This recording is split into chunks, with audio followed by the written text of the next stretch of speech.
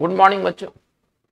आज की इस वीडियो सेशन में हम लोग कुछ बेहद इंपॉर्टेंट वर्ड्स की चर्चा करेंगे। ये सभी वर्ड्स प्रीवियस एग्जाम्स में पूछे जा चुके हैं और इनके आगे पूछे जाने की बहुत ही प्रबल संभावना है। ये वर्ड्स एग्जाम्स के अलावा हमारे दैनिक जीवन में भी काफी मायने रखते हैं। ये वर्ड्स आपको न्यूज़पेपर, जर्नल्स इत्यादि सभी चीजों में मिलेंगे। तो अगर इंग्लिश को अगर बेहतर करना है, लिटरेचर साइड को बेहतर करना है, तो आपके पास वर्ड का अच्छा स्टॉक होना चाहिए। तो आज की इस वीडियो सेशन में हम लोग कुछ बेहद इंपॉर्टेंट वर्ड्स को करने जा रहे हैं। आप उन्हें अंत तक देखें। हमारा आज का जो फर्स्ट वर्ड होगा वो होगा एरांट।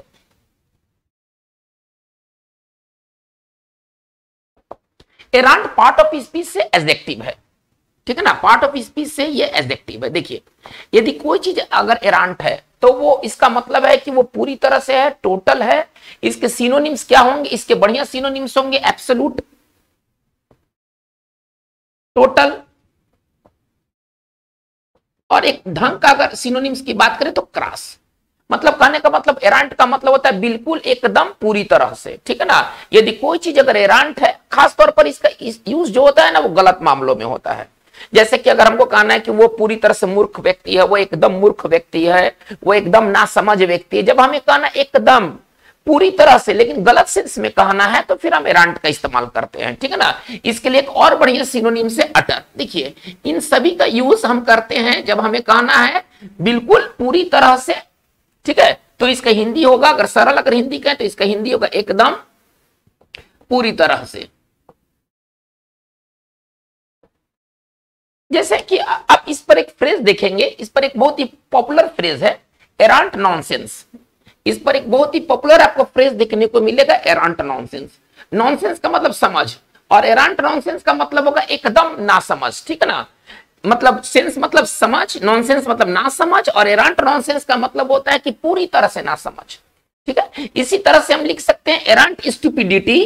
तो इसका मतलब क्या होगा? पूरी तरह से मूर्खता, है ना, एकदम मूर्खता। जब आपको कहना एकदम मूर्खता, एकदम ना समझ, तो उसके लिए जो फ्रेज इस्तेमाल होते हैं वो होते हैं एरांट नॉनसेंस, एरांट स्टुपिडिटी।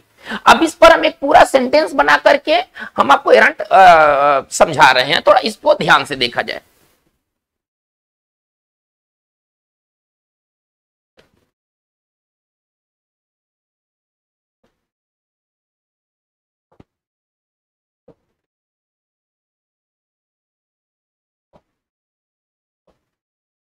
चलिए, ये क्या कह रहा है, ये सेंटेंस क्या कह रहा है?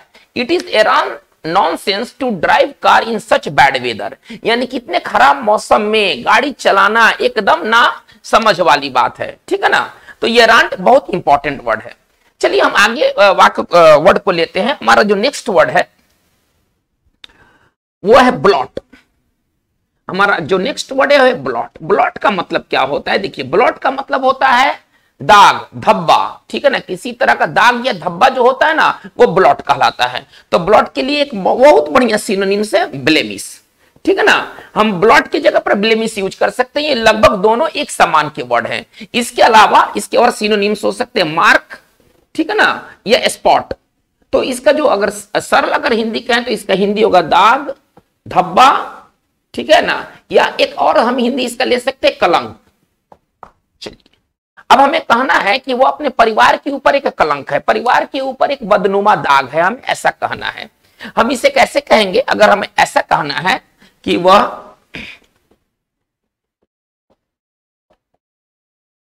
अपने परिवार के ऊपर एक कलंक है या बदनुमा दाग है, हम ऐसा कहते हैं, ठीक है ना। कोई व्यक्ति किसी परिवार के लिए एक दाग हो सकता है। इसको अगर हम ट्रांसलेट करें तो किस तरह से करेंगे? He is a blot on his family, on his family. चलिए, ये ब्लॉट का बहुत अच्छा यूज है। चलिए हम आगे चलते हैं। हमारा जो नेक्स्ट वर्ड है वो है बेलिकोस। चलिए, हमारा जो नेक्स्ट वर्ड है बेलिकोस। बेलिकोस जो है ना पार्ट ऑफ स्पीच से क्या है? पार्ट ऑफ स्पीच से ये वर्ड एडजेक्टिव वर्ड है, ठीक है ना। देखिए यदि कोई व्यक्ति बेलिकोस है, इसका मतलब है कि वो लड़ाई करना, झगड़ा करना, विवाद करना वो पसंद करता है। जो आक्रामक रुख अपनाता है, जो आक्रामक नेचर का होता है, वो बेलिकोस होता है। बेलिकोस का मतलब होता है झगड़ालू, अगर इसे सरल भाषा में कहा जाए तो झगड़ालू, ठीक है ना। ये एग्रेसिव नेचर के होते हैं। चलिए अब इसके क्या क्या अच्छे सिनोनिम्स हो सकते हैं, कुछ सिनोनिम्स को देखा जाए। बेलिकोस का मतलब होता है ट्रुकुलेंट, एक बहुत बढ़िया सिनोनिम्स। ट्रुकुलेंट भी अगर कोई व्यक्ति है, इसका मतलब है कि वो लड़ाई पसंद करता है, वो युद्ध प्रिय व्यक्ति है, ठीक है ना। चलिए इसके लिए हम दूसरे सिनोनिम्स लिख सकते हैं। एग्रेसिव, एग्रेसिव तो इसका अगर सरल अगर हिंदी कहा जाए, बेलिकोस का जो शुद्ध हिंदी होगा वो होगा झगड़ालू, जो विवाद करना, झगड़ा करना पसंद करे, या युद्ध प्रिय, जिसको युद्ध प्रिय हो, ठीक है ना, वो बेलिकोस होता है। जैसे कि अगर इस सेंटेंस को देखा जाए, आपको बेलिकोस बेहतर समझ में आ जाएगा। He is the man of, he is the man of bellicose nature, ठीक है ना। He is the man of bellicose nature, वो एक झगड़ालू स्वभाव का व्यक्ति है, वो विवाद करना, झगड़ा करना बेहद पसंद करता है। चलिए इसके अपोजिट क्या हो जाएंगे, अगर इसके एंटोनिम्स की बात करते हैं तो इसका एंटोनिम्स हो जाएगा पीसफुल, जो शांति प्रिय है, ठीक है ना। कोई व्यक्ति बेलिकोस है तो वो झगड़ा पसंद करता है, और कोई व्यक्ति अगर पीसफुल अगर स्वभाव का है तो वो शांति प्रिय है।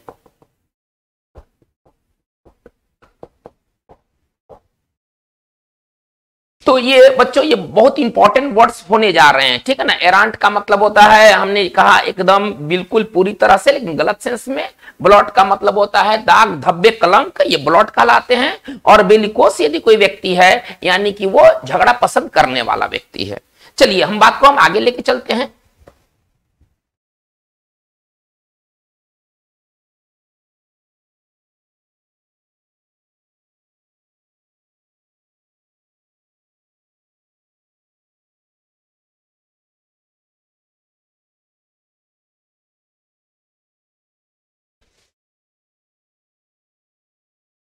देखिए एक बहुत ही सुंदर वर्ड है, उसका डेली यूज में काफी उसका यूज आपको मिलेगा डेली लाइफ में।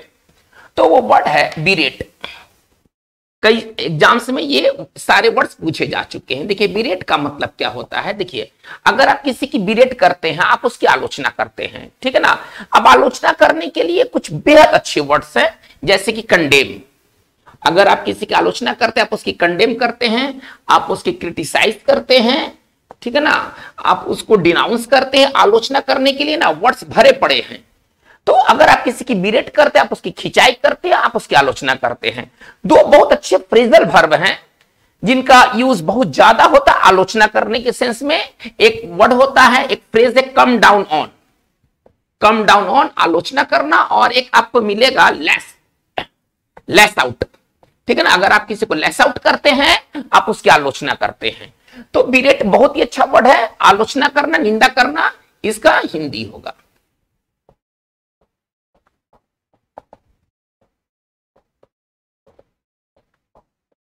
चलिए अब इसके अपोजिट आप खुद बना सकते हैं। प्रशंसा करना, गुणगान करना, तो इसके अपोजिट क्या हो जाएंगे। अगर इसके अपोजिट के बारे में बात करें तो इसका अपोजिट हो जाएगा एडमायर, प्रेज, प्रशंसा करना। चलिए एक सेंटेंस से बिरेट का यूज को देखा जाए, ठीक है ना। एक बेहतर सेंटेंस से इसके यूज को देखा जाए।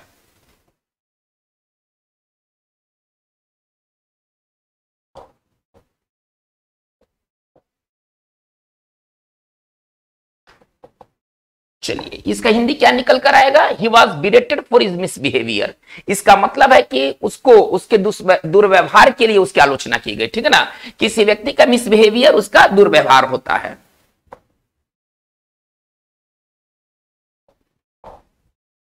चलिए हम आगे बात को बढ़ाते हैं। देखिए हमारा जो नेक्स्ट एक बहुत ही फेमस वर्ड है कैपेपाई। देखिए कैपेपाई क्या होता है। कैपेपाई का मतलब होता है सिर से पांव तक। कोई काम अगर आप कैपेपाई करते हैं, आप उसको सिर से पांव तक करते हैं, ठीक है ना।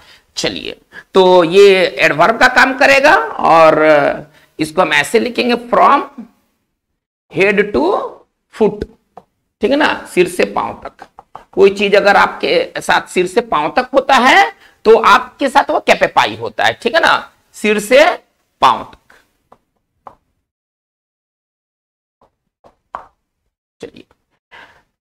देखिए एक बहुत बढ़िया वर्ड है, हम आगे बात को बढ़ाते, कैप्साइज। देखिए कैप्साइज वर्ब है। कैप्साइज का मतलब क्या होता है, किसी नाव का डूब जाना, ठीक है ना। ये नाव के लिए इस्तेमाल होते हैं। देखिए डूबने के लिए कई तरह की अंग्रेजी है, अलग अलग सेंस में डूबने के लिए अलग अलग वर्ड का प्रयोग किया जाता है। चलिए सारे सिनोनिम्स को हम लोग थोड़ा सा डिटेल में देखते हैं। कैप्साइज का मतलब डूब जाना, लेकिन ये बोट के सेंस में आता है। अगर कोई नाव डूब जाए तो कैप्साइज होगा। चलिए जहाज यदि डूब जाए, यदि कोई जहाज डूब जाए तो फाउंडर होगा।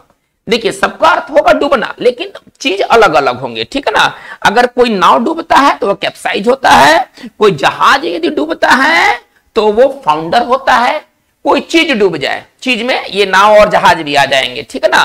तो हम किसी चीज के डूबने के लिए सिंक का प्रयोग करते हैं। सिंक का मतलब होता है डूबना, ये किसी चीज के लिए इस्तेमाल होता है। ये भी तो दो चीज हैं, यानी कि इनके लिए कैप्साइज और फाउंडर के अलावा हम सिंक का भी प्रयोग कर सकते हैं। चलिए एक वर्ड होता है ड्रॉन।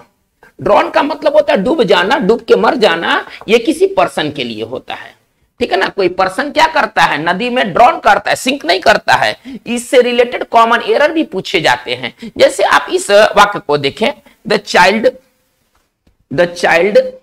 सैंक इन द रिवर, ठीक है ना, यस्टरडे।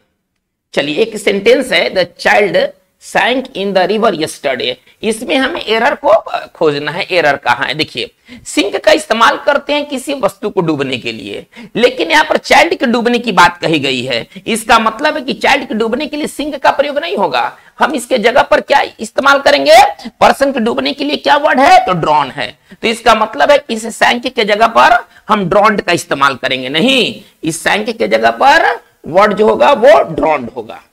कोई व्यक्ति जो होगा वो ना ड्रॉन करता है, वस्तु जो होता है वो सिंक करता है। चलिए कोई जगह क्या करेगा, यदि कोई जगह अगर डूब जाता है, चारों तरफ के पानी ही पानी नजर आते हैं, ठीक है ना, तो किसी प्लेस के लिए हम यूज करते हैं सबमर्ज। सबमर्ज का मतलब होता है डूब जाना, लेकिन ये जो वर्ड होता है किसी प्लेस के लिए होता है।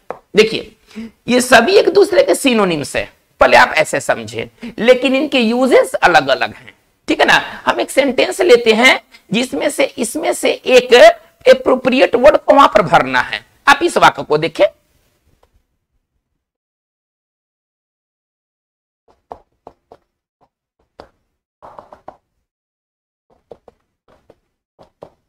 चलिए ये एक सेंटेंस कर रहा है क्या, द टाइटैनिक, ठीक है ना, इन 1912 जो टाइटैनिक जो जहाज था वो 1912 में डूब गया था, हमें ऐसा लिखना है, ठीक है ना। अब इसमें से कितने वर्ड यहां जा सकते हैं, पहले तो मैं ये कहूंगा कि टाइटैनिक जहाज का नाम था इसलिए वहां पर फाउंडर जाएगा।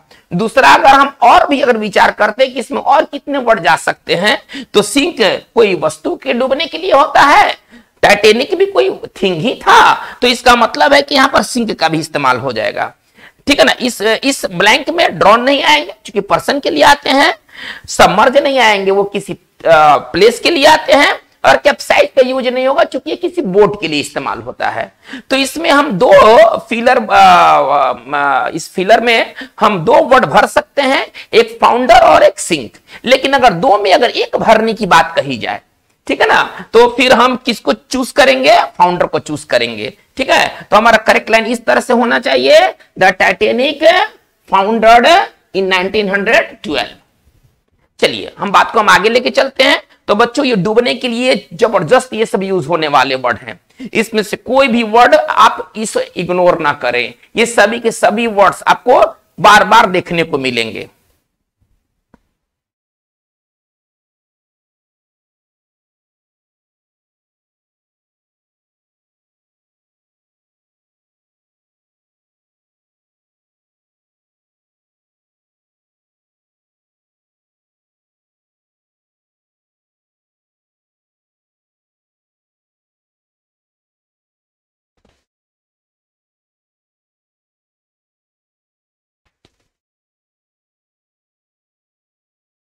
देखिए हमारा जो नेक्स्ट वर्ड है वो है डोमेस्टिकेट। हमारा जो नेक्स्ट वर्ड है वो है डोमेस्टिकेट। देखिए डोमेस्टिकेट जो है ना ये वर्ब है। देखिए डोमेस्टिकेट का मतलब क्या होता है, डोमेस्टिक का मतलब होता है पालतू या घरेलू, ठीक है ना। और डोमेस्टिक शब्द से बना डोमेस्टिकेट, तो डोमेस्टिकेट में ना क्रिया, एक्शन आ गया, यानी कि पालतू बनाना। यदि आप किसी जानवर को पालतू बनाते हैं तो आप उसको डोमेस्टिकेट करते हैं। तो डोमेस्टिकेट का ढंग का सिनोनिम्स क्या हो जाएगा, टू टेम। देखिए टेम का भी अर्थ पालतू होता है, टेम वर्ब का भी काम करता है। अगर आप किसी को टेम करते हैं, आप उसको अपने वश में करते हैं, ठीक है ना, आप उसको अपने कमांड में कर लाते हैं, आप उसको एक तरह से पालतू बनाते हैं। तो टेम का ना बहुत ज्यादा इस्तेमाल होता है, डोमेस्टिकेट से ज्यादा इंपॉर्टेंट वर्ड जो है ना वो टेम है। तो इसको अगर हम सिंपल अगर भाषा में लिखे तो इसका हिंदी होगा पालतू बनाना। जैसे आप इस वाक्य को देखें,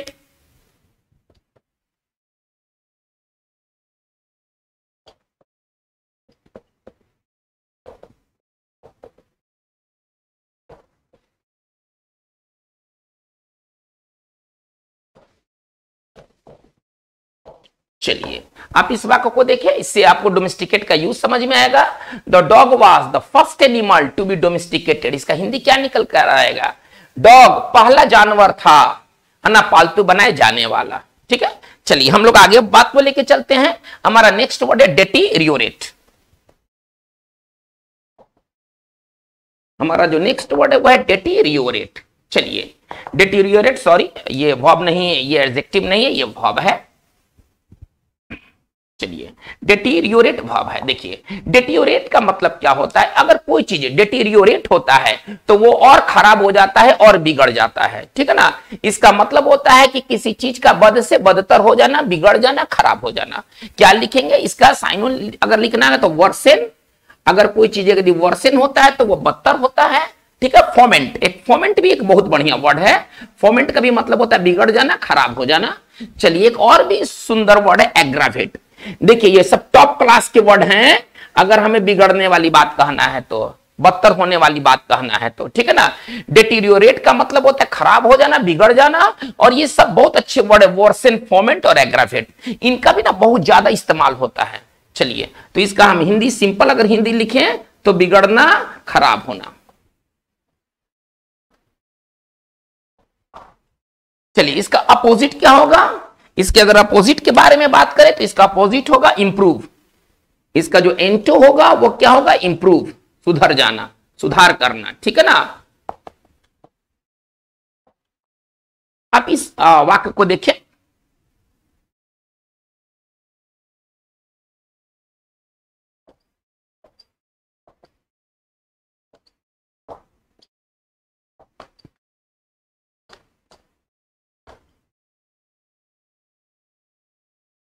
चलिए आप इस वाक्य को देखें, इससे आपको डेटीरियोरेट का सही यूज समझ में आएगा। His health deteriorated fast. इसका हिंदी क्या निकलेगा, उसका स्वास्थ्य तेजी से बिगड़ा। ठीक है ना, पहले व्यक्ति तो अच्छा था लेकिन अचानक क्या हुआ कि उसका स्वास्थ्य तेजी से गिरने लगा, तेजी से बिगड़ने लगा। एंड ही डाइड सून, और वो शीघ्र ही मर गया। तो डेटीरियोरेट बहुत बढ़िया वर्ड है। चलिए हम लोग बात को हम लोग आगे लेके चलते हैं। हमारा जो नेक्स्ट वर्ड है वो है डोसाइल।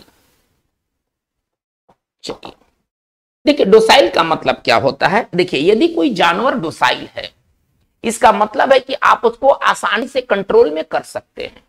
ठीक है ना, वो एक कंट्रोल में करने लायक जानवर होता है। सीधा साधा में कहने, सीधी बकरी, सीधी गाय, सीधा घोड़ा। ये सीधा का अंग्रेजी क्या होगा, जेंटल नहीं होगा।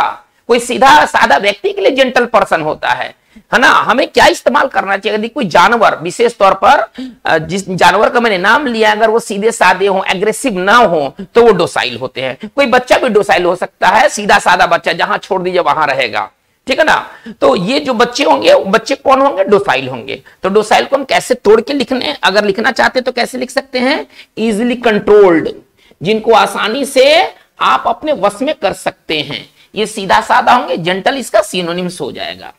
ठीक है ना, तो इसका हिंदी क्या निकल कर आएगा, सीधा। एकदम अगर सरल अगर हिंदी की बात करें तो इसका हिंदी निकलेगा सीधा। हम लिख सकते हैं फ्रेज के तौर पर, क्या लिख सकते हैं, docile got, docile horse, docile child. ठीक है ना, सीधा बकरी, सीधी गाय, सीधा बच्चा। ठीक है ना, चलिए डोसाइल का अपोजिट क्या होगा, जिसको कंट्रोल करना मुश्किल हो, जिसको वश में करना मुश्किल हो। ठीक है ना, इसके लिए एक बहुत बढ़िया इसका एंटो है। चलिए इसका एंटो अगर हम लिखना चाहेंगे तो हम लिख सकते हैं रिकॉल। देखिए क्या लिख रहा हूं, रिकॉल सी ट्रेंट। इसको पढ़ेंगे रिकॉल्सिट्रेंट। रिकॉल्सिट्रेंट का मतलब क्या होता है? देखिए, यदि कोई व्यक्ति या जानवर यदि रिकॉल्सिट्रेंट है, यानी कि उसको नियंत्रित करना मुश्किल है, ठीक है ना। अगर हमको कहने कि घोड़ा बेकाबू हो गया, बच्चा आप मान ही नहीं रहा है, एकदम उसको हम कहते हैं अपने भाषा में बेकाबू हो गया, तो बच्चा या घोड़ा क्या होगा? रिकॉल्सिट्रेंट होगा। इसको अगर शाब्दिक अगर इसका अर्थ लिखा जाए तो इसका हिंदी होगा अनियंत्रित। चलिए, ये डोमेस्टिकेट के बाद और हमारे 3 वर्ड हुए डी से, डोमेस्टिकेट, डेटीरियोरेट और डोसाइल। ये बहुत अच्छे वर्ड हैं, ठीक है ना। इनके डेली यूजेस में तो इनका यूज है यही। इसके अलावा ये एग्जामिनेशन पॉइंट ऑफ व्यू से ये सभी जबरदस्त वर्ड हैं। ये आपको फिल इन द ब्लैंक्स, केवल साइनो एंटो के दृष्टिकोण से आप वर्ड ना देखें, ये आपका ओवरऑल आपका लैंग्वेज ठीक करेगा। अगर आपके पास वर्ड रहेंगे आपको हिंदी समझ में आएगा। अगर यही मैं लिख दूं डोसाइल गॉट, अब आप डोसाइल का आप अर्थ ही नहीं जानते हैं, तो अब क्या अनुमान लगाएंगे कि गॉट कैसी होगी, बच्चा कैसा होगा, घोड़ा कैसा होगा। अगर आप डिटीरियोरेट का अगर सही हिंदी नहीं जानते तो आप इसका क्या अर्थ निकालेंगे? एग्जैक्ट अर्थ नहीं निकलेगा आपसे। तो आपका ये जो वर्ड्स है आपके लैंग्वेज को अंडरस्टैंड करने में काफी मदद करने वाला है। और जब लैंग्वेज आप अंडरस्टैंड करने लगिएगा तो अंग्रेजी आपके लिए काफी आसान साबित होगी। केवल इसे सिनोनिम्स और एंटोनिम्स के दृष्टिकोण से ना देखें, ठीक है। चलिए हम लोग बात को आगे लेके चलते हैं।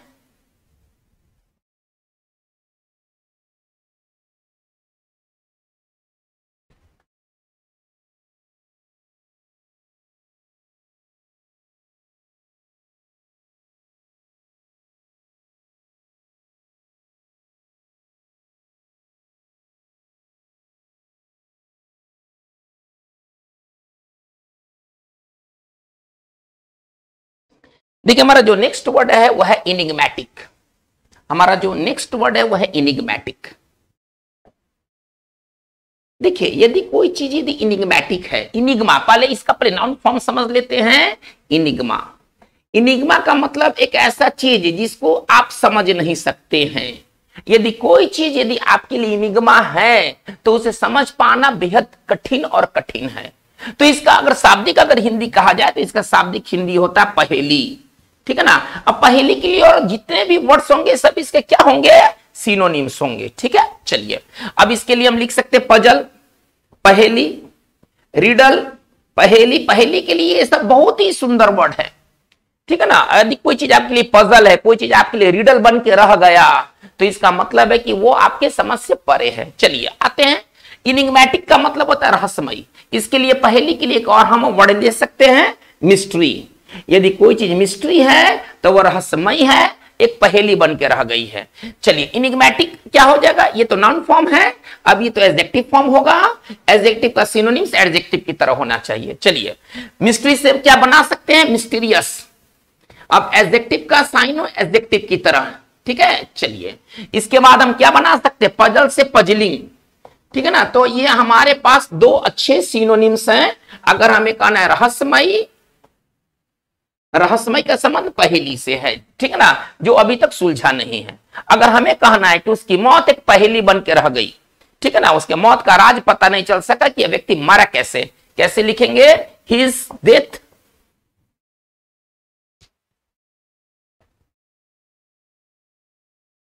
उसकी मौत पहेली बन के रह गई, his death remained an enigma, ठीक है ना। His death remained an enigma, उसकी जो मौत है एक पहेली बन के रह गई। चलिए हम लोग बात को आगे देखते हैं। देखिए, हमारा जो नेक्स्ट वर्ड है वह है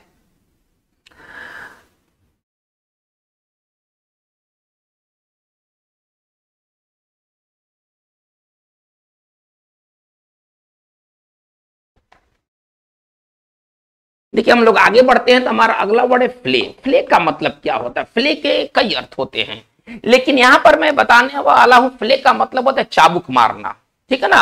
अगर आप किसी को फ्ले करते हैं आप उसको चाबुक मारते हैं। फ्ले का जो दूसरा अर्थ होता है वो भी बहुत ज्यादा इस्तेमाल होता है, उसका अर्थ होता है आलोचना करना। पेपर में ना आलोचना करने के लिए ना फ्ले बहुत ज्यादा इस्तेमाल होता है। समझिए कि एक जर्नल का एक वर्ड है, जर्नलिज्म में ना इसका बहुत ज्यादा यूज होता है। तो चलिए, फ्ले का हम लोग मूल अर्थ लेके चलते हैं। यदि आप किसी को फ्ले करते हैं आप उसको विप चाबुक बरसाते हैं, ठीक है ना, फ्लैजिलेट करते हैं, और इसका अगर सिंपल अगर हिंदी इसका निकालते हैं तो इसका अर्थ होता है बकिया उधेड़ना, ठीक है ना, चाबुक मारना अथवा बकिया उधेड़ना, या इसको हम कह सकते हैं कोड़ा बरसाना, कोड़ा मारना, कोड़ा बरसाना, ठीक है ना, ये फ्ले का अर्थ होगा। चलिए इसको अगर थोड़ा सा खतरनाक शब्द में बोले तो इसको हम कह सकते खाल खींच लेना। कोड़ा मार करके आप क्या करते, किसी का खाल खींच लेते हैं। चलिए अब एक वाक्य को देखा जाए जिससे कि फ्ले बेहतर समझ में आ जाए।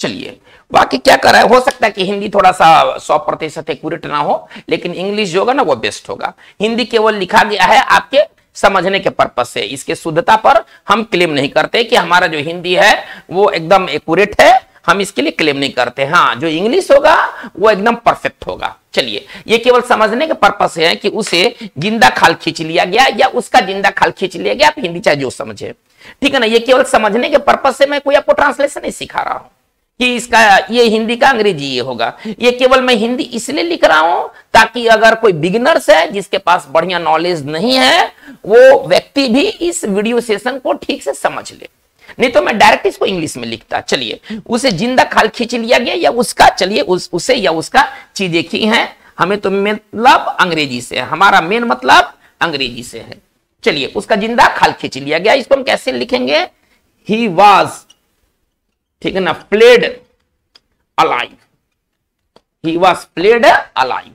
तो फ्ले का अगर आप यूज करते हैं तो इसके दो अर्थ होते हैं, एक होता है खाल खींचना और एक दूसरा अर्थ चलिए कर ही देते हैं। दूसरा अर्थ होता है फ्ले का, दूसरा अर्थ होता है आलोचना करना। तो आलोचना करने के लिए एक ये बहुत ही जबरदस्त वर्ड है, ठीक है ना, पेपर में इसके बहुत ज्यादा इस्तेमाल होते हैं।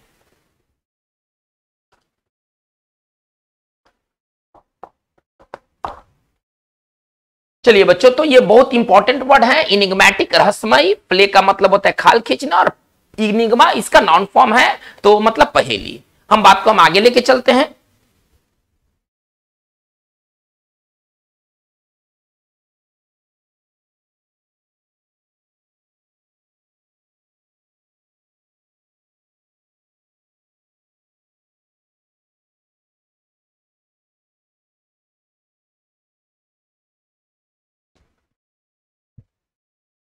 चलिए हमारा जो नेक्स्ट वर्ड है वह है इंप्यूट।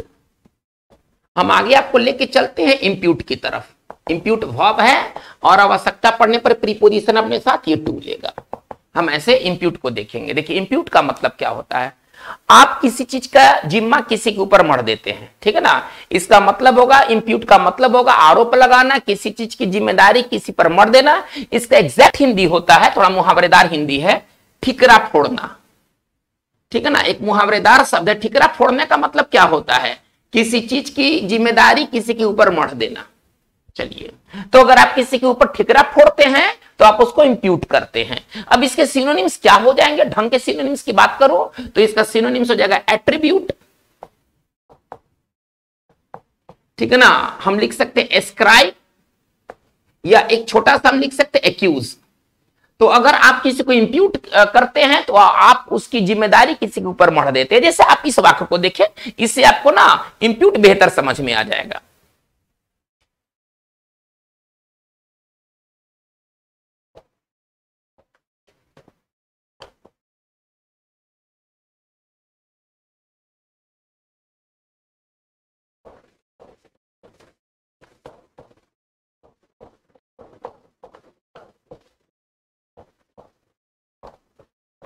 चलिए वाक्य देखते हैं, कप्तान ने हार का ठिकरा गेंदबाजों के ऊपर फोड़ा। इसी तरह का जब आप मैच कोई टीम हार जाती है तो कप्तान जब आता है प्रेस कॉन्फ्रेंस में, तो या तो वो बल्लेबाज को जिम्मेदार ठहराता है या तो वो गेंदबाज को जिम्मेदार ठहराता है। चलिए इसी तरह से ये इस इंप्यूट को आप यूज कर सकते हैं। चलिए कैसे इसको यूज किया जाएगा, द कैप्टन, इतना तो समझ में आ रहा है। द कैप्टन वाक्य सिंपल पास्ट टेंस में है। चलिए ठिकरा फोड़ना, गेंदबाजी के ऊपर फोड़ा, सॉरी यहां पर एक शब्द मिस हो गया है, ठिकरा लिख देते हैं। चलिए तो पूरा वाक्य किस तरह से हम डील करेंगे, द कैप्टन ठिकरा फोड़ा, ठीक है ना। चलिए कैसे लिखेंगे, द कैप्टन इंप्यूटेड डिफीट, हार के लिए क्या वर्ड है, ठीक है ना। चलिए सॉरी हार का ठिकरा गेंदबाजी के ऊपर फोड़ा, ठीक है, यहां पर ठिकरा का गलत इस्तेमाल हो गया, सॉरी। चलिए ठिकरा पहले मेंशन कर दिया गया था। चलिए द कैप्टन इंप्यूटेड डिफीट, ठीक है ना। अपर के लिए अंग्रेजी ऑन नहीं होगा, ऊपर के लिए ये प्रीपोजिशन क्या लेता है, हमें ध्यान देना होगा। इंप्यूट एक वर्ड है जो कि अपने साथ प्रीपोजिशन टू लेता है। The captain imputed defeat to the bowlers.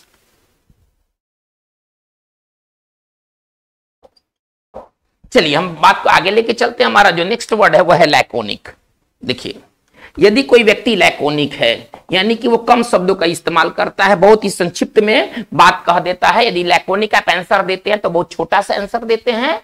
Laconic को अगर हम तोड़ के लिखे तो किस प्रकार लिखेंगे, यूजिंग ऑफ फ्यू वर्ड्स, जिसमें कम शब्दों का इस्तेमाल किया गया हो वो लैकोनिक होता है।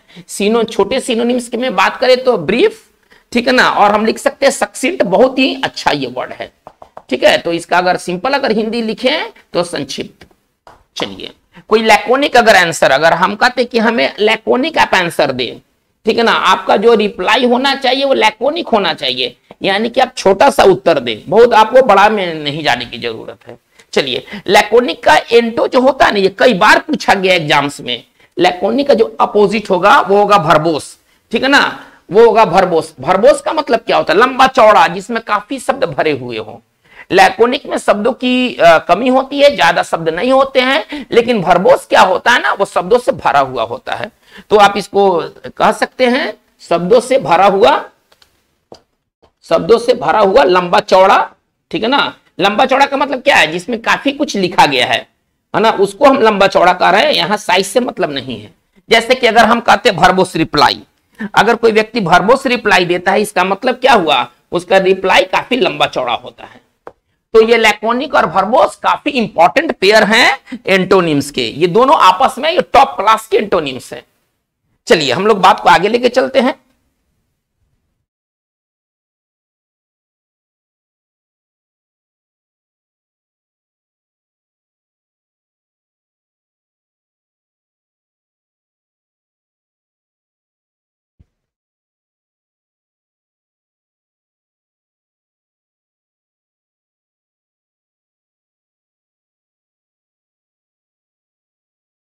चलिए हमारा जो नेक्स्ट वर्ड है वह है लिम्पिड।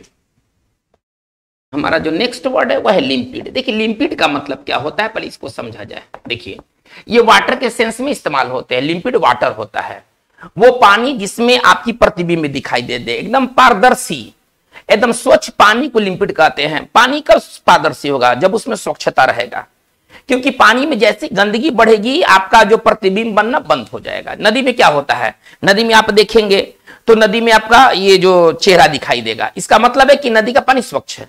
लेकिन जब नदी का पानी मडी हो जाता है, कीचड़ युक्त हो जाता है, तो उसमें ट्रांसपेरेंसी खत्म हो जाती है। तो यदि कोई वाटर यदि लिम्पिड वाटर है, इसका मतलब है कि वो एकदम स्वच्छ पानी है, ठीक है।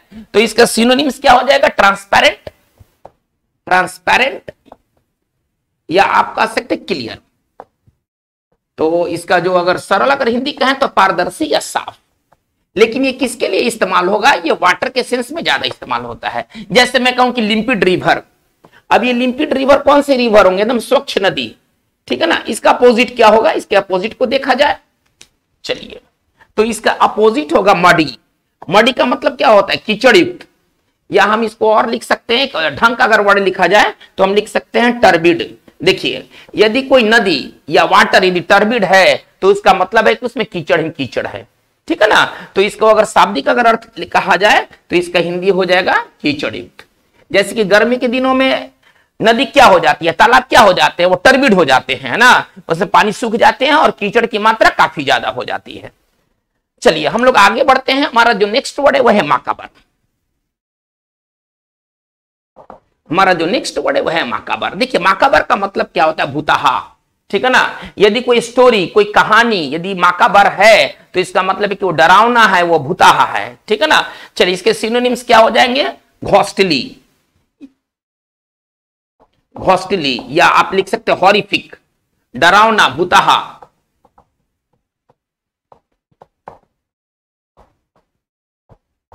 चलिए हम इसे लिख सकते हैं माकाबर स्टोरी।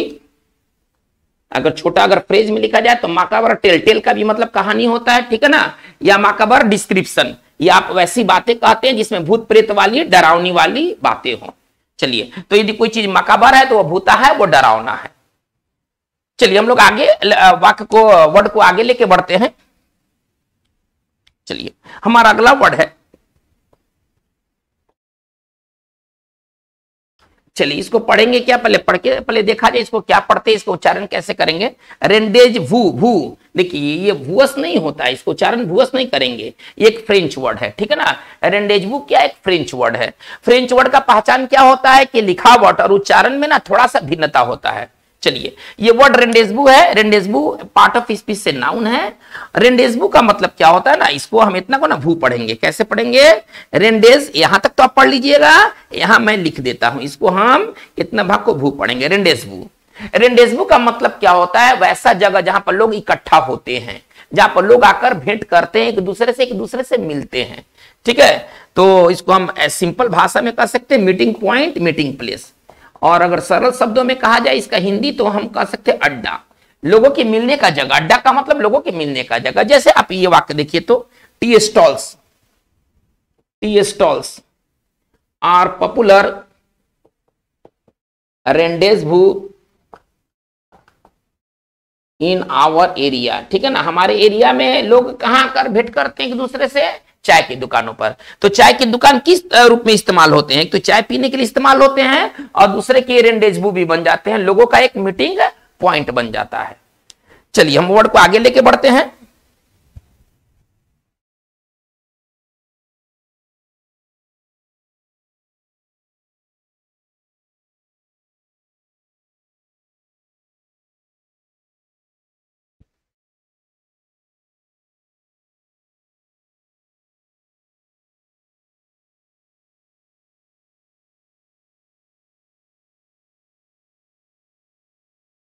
हमारा नेक्स्ट वर्ड है सायन, इसको कहेंगे, इसको पढ़ेंगे, सायन उच्चारण करेंगे। सायन का मतलब क्या होता है, देखिए सायन वन वर्ड का एक बहुत ही पॉपुलर वर्ड है।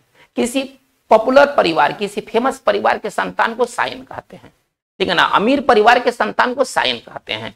सायन वन वर्ड में पूछे जाने वाला एक बहुत ही बेहतरीन वर्ड है, ठीक है ना। इसको कैसे लिखेंगे, माना सन या son of a famous family,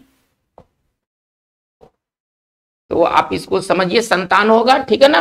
और ये एक फेमस परिवार के संतान को सायन कहते हैं, ठीक है। चलिए हम लोग बात को आगे लेके चलते हैं। तो हमारा नेक्स्ट वर्ड है, देखिए इसमें दो तीन वर्ड हम आपको बहुत ही टॉप क्लास का पढ़ाना चाहते हैं। एक वर्ड है वेनियल, एक वर्ड है वेनाल, और एक वर्ड है वेलोड्रोम। चलिए इन तीनों वर्डों को देखा जाए। देखिए यदि कोई अपराध या गलती यदि वेनियल है, इसका मतलब है कि उसे क्षमा किया जा सकता है। छोटे मोटे गलती अपराध को वेनियल क्राइम या वेनियल सीन कहते हैं, ठीक है ना। तो यदि कोई अपराध या कोई गलती यदि वेनियल है, इसका मतलब है कि उसे क्षमा किया जा सकता है। इसका जो एग्जैक्ट जो हिंदी होगा वो होगा क्षमा, है ना, जिसे क्षमा किया जा सके। वेनियल पार्ट ऑफ स्पीच से क्या होगा, एडजेक्टिव होगा, ठीक है ना। तो हम इसके लिए वर्ड लिख सकते हैं फॉरगिवेबल। फॉरगिव का मतलब होता है क्षमा कर देना, माफ कर देना। यदि कोई चीज फॉरगिवेबल है तो इसका मतलब है कि वो क्षमा करने लायक है। पार्डनेबल, पार्डन मतलब क्षमा, और एबल मतलब लायक, ठीक है ना। तो यदि कोई गलती या कोई मिस्टेक या कोई क्राइम यदि वेनियल है, यानी कि वो मामूली सा है और उसे क्षमा किया जा सकता है। इसका फ्रेज कैसे बनेगा, venial crime, venial sin, venial crime, venial sin, इसके फ्रेज बनेंगे। मतलब कि आप ऐसे समय क्षम अपराध, क्षम पाप, वैसा पाप जो मामूली किस्म का हो और गंभीर ना हो। चलिए इसका अपोजिट आप लिख सकते हैं, इसका अपोजिट क्या होगा, सीरियस, गंभीर।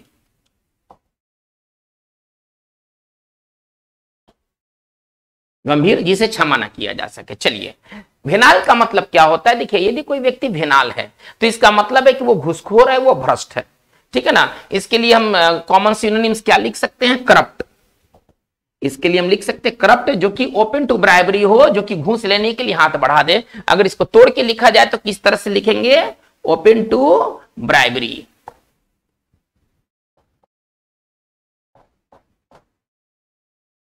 लिखा जा सकता है घूसखोर। जैसे कि अगर हम कहते हैं कि एक भेनाली इंजीनियर था, उसे सीबीआई वालों ने अरेस्ट कर लिया, हम कैसे लिखेंगे?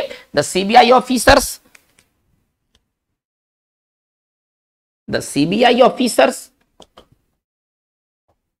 ठीक है ना, अरेस्टेड ए भेनाल इंजीनियर, ठीक है ना। सीबीआई जो ऑफिसर थे, अधिकारी थे, इन्होंने एक भ्रष्ट इंजीनियर को गिरफ्तार कर लिया। चलिए बात को हम आगे देखते हैं। वेलोड्रोम क्या होता है? देखिए, वेलोड्रोम एक ट्रैक होता है, ठीक है ना, जिस पर साइकिल अथवा बाइक रेस होता है। ओके, तो वेलोड्रोम क्या हो जाएगा? एक नाउन हो जाएगा और इसका संबंध साइकिल रेस से है। कैसे लिखेंगे? ए ट्रैक, ये ट्रैक होगा, ए ट्रैक फॉर साइकिल अथवा बाइक रेस। ये एक जीएस का भी वर्ड है, ठीक है ना, कि वेलोड्रोम किस खेल से जुड़ा हुआ शब्द है? तो वेलोड्रोम एक साइकिल रेस से जुड़ा हुआ शब्द है। चलिए बात को हम लोग आगे लेके चलते हैं।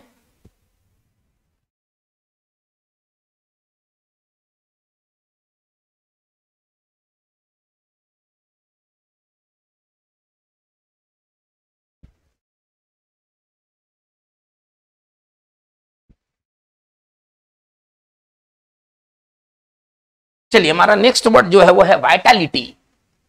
हमारा अगला जो वर्ड है वह है वाइटलिटी। देखिए, वाइटलिटी का मतलब क्या होता है? अगर सिंपल अगर भाषा में कहें तो इसका मतलब होता है ऊर्जा, दमखम। किसी व्यक्ति में जो वाइटलिटी होता है तो वो ऊर्जा होता है, दमखम होता है, ठीक है। तो इसका अगर हिंदी अगर शाब्दिक अगर अर्थ लिखा जाए तो इसका हम समझ सकते हैं ऊर्जा या दमखम। तो हम लिख सकते हैं वाइटलिटी का सिनोनिम्स क्या होगा? एनर्जी, एनर्जी, ठीक है ना, और पोटेंसी। आप ऐसे समझिए, इसका हिंदी जो होगा वो क्या होगा? ऊर्जा या दमखम। जैसे आप इस वाक्य को देखिए, इससे आपको वाइटलिटी समझ में आ जाएगा।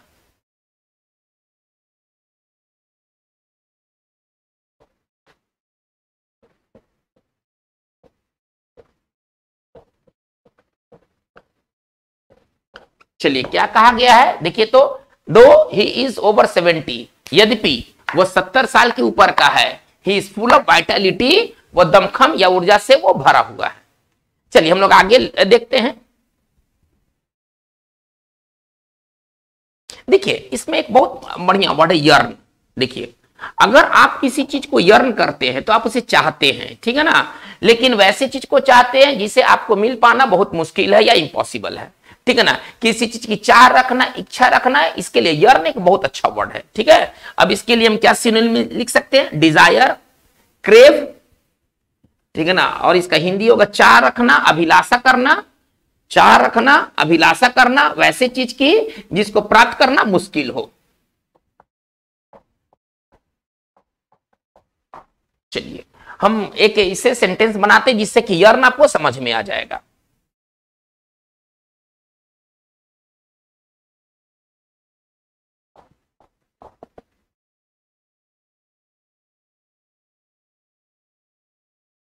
चलिए आप इससे बेहतर यर्न को समझ सकते हैं। क्या आ रहा है? क्या? ही इज ए पॉपर, वो कंगाल है, but yearns for a palace, लेकिन एक महल की कामना करता है, एक महल की अभिलाषा रखता है। अब एक कंगाल व्यक्ति के लिए महल की अभिलाषा रखना, अभिलाषा तो वो रख सकता है, लेकिन क्या उसे पाया जा सकता है? तो नहीं, या तो बहुत मुश्किल है पाना या तो लगभग असंभव है। चलिए, यर्न बहुत ही काम का वर्ड है। तो बच्चों, आज का हमारा ये वीडियो सेशन में बात इतना ही रहेगा। ये वर्ड्स आपके लिए बेहद इंपॉर्टेंट वर्ड्स हैं। ये आपको हर जगह देखने को मिलेंगे, एग्जामिनेशन हॉल या एग्जामिनेशन हॉल के बाहर। तो आप इस वर्ड के साथ जुड़े रहें, आपको आगे भी बहुत इंटरेस्टिंग वर्ड्स मिलेंगे। आज की बात बस इतना ही। अगर आप इस चैनल को सब्सक्राइब नहीं किया है तो आप इसे जल्दी कर ले। अपने विचारों को कमेंट बॉक्स में जरूर दें ताकि हमें भी सही फीडबैक मिल सके। Thank you very much.